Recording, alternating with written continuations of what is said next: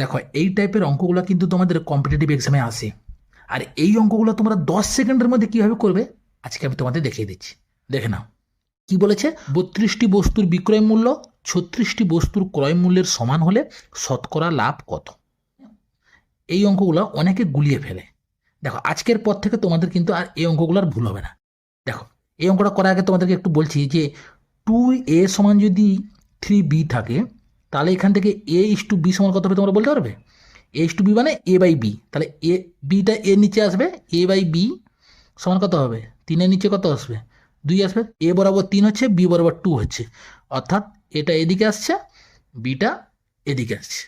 তেমনি এখানে যে আছে দেখো যে 32টি বস্তুর বিক্রয় মূল্য, বিক্রয় মূল্য মানে এসপি, 32টি এসপি, আর 36টি বস্তুর ক্রয় মূল্য বলেছে সিপি।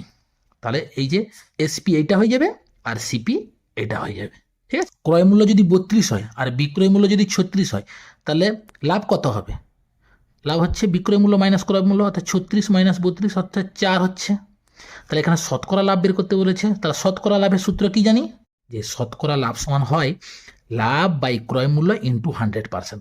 তাহলে লাভ কত দেখো 4, আর ক্রয় মূল্য মানে কত সিপি, সিপিটা কোনটা দেখো এইটা, এই যে 32 ইন্টু হচ্ছে 100%। তাহলে 4 8 32, আর 4 2 8, 4 25, তাহলে 25/2 মানে হচ্ছে 12.5 এত পার্সেন্ট। তাহলে এখানে অপশান বি হচ্ছে রাইট আনসার। দেখো একদম শর্ট পদ্ধতি, বুঝতে পারলে নিশ্চয়ই তোমরা। যদি বুঝতে পেরেছো তাহলে এটার অ্যান্সার কত হবে তোমরা কমেন্ট বক্সে লিখে জানাও।